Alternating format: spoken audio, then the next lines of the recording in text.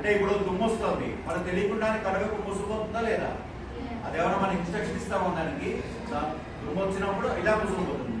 So దీన్ని మనకు చెప్పకుండానే మైండ్ ఇన్స్ట్రక్షన్స్ ఇచ్చి ఏ విధంగా అయితే అవి ఒక్కొక్క అవయవాన్ని కాపాడుకోవడానికి అవయవం ముందుకు వస్తాయో, దేశంలో ఎవరికి కష్టం వచ్చినా కూడా మిగతా వాళ్ళందరూ కూడా వచ్చి కాపాడే స్థితిలో ఉన్నప్పుడు దేశం సంఘటితంగా సౌభాగ్యంగా ఉంటుందని నమ్మేదాంట్లో రాష్ట్రీయ స్వయం సేవక సంఘం ముందుంటుంది.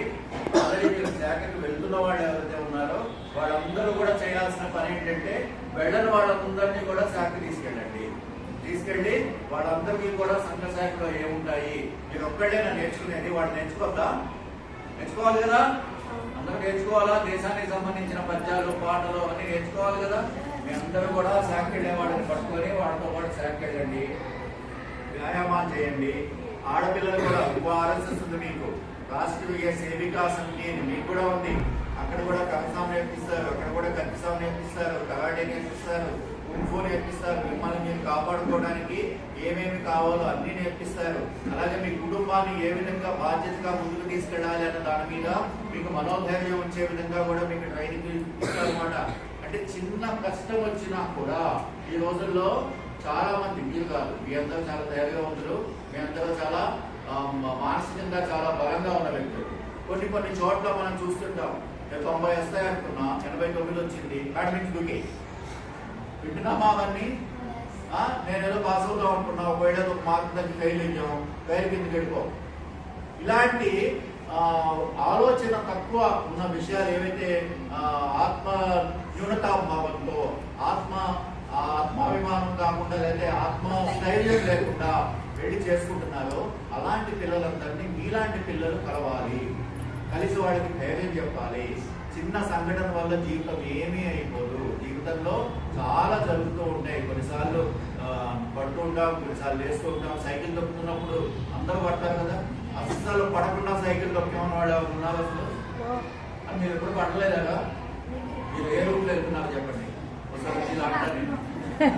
కాబట్టి మనం కొన్నిసార్లు పడుతుంటాం, లేస్తుంటాం. కాబట్టి ఇవన్నీ కూడా మనం గుండె ధైర్యం తెచ్చుకొని మన జీవితంలో ముందుకు వెళ్ళాలి. ఇంకా లాస్ట్ విషయం మీ అందరికీ చెప్పేది, ఒక్క నిమిషం నిశ్శబ్దంగా వినండి. ఒకే ఒక్క విషయం, చాలా చాలా చాలా ఇంపార్టెంట్ విషయం.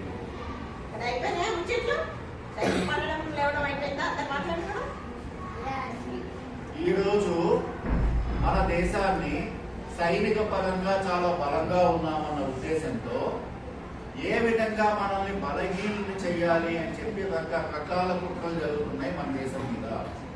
వాటిల్లో మన దేశ యువత ఎవరైతే ఉన్నారో వాళ్ళని బలహీనులు చేయాలి, వాళ్ళలో శక్తి లేకుండా చేయాలి అన్న దృక్పథంతో విదేశాల నుంచి వస్తున్న పెద్ద మహమ్మారి ఏమంటే డ్రగ్స్. ఈరోజు పల్లెటూళ్ళలో గడిపోయింది, పట్టణాల్లో గడిపోయింది, స్కూళ్ళ పక్కకు వచ్చేసింది, అన్ని చోట్లకి వచ్చేసింది. మిమ్మల్ని మీరు మంచివాళ్ళుగా ఉన్నారు, మీకు అన్ని తెలుసు కాబట్టి ఎవరన్నా ఇదిగో మై చాక్లెట్ తిను అని చెప్పి ఇచ్చినా కూడా చాలా చాలా జాగ్రత్తగా మనం దాన్ని అవాయిడ్ చేయగలగాలి. మీ స్నేహితుల్లో కానీ మీ క్లాస్మేట్స్ కానీ ఎవరన్నా కూడా ఇలాంటి వాటి జోలికి వెళ్తున్నారు అని మీకు చిన్న ఇంటిమేషన్ వచ్చినా కూడా మీరు ఎలర్ట్ అయ్యి వాళ్ళని మళ్ళీ సరైన దోవలోకి తీసుకొచ్చే ప్రయత్నం చేయాలి. మీ స్నేహితుడు ఆ డ్రగ్స్ బారిన పడి తన ఆరోగ్యం పాడు చేసుకొని తన చదువు అంతా చెడగొట్టుకుంటే మీకు సంతోషమా?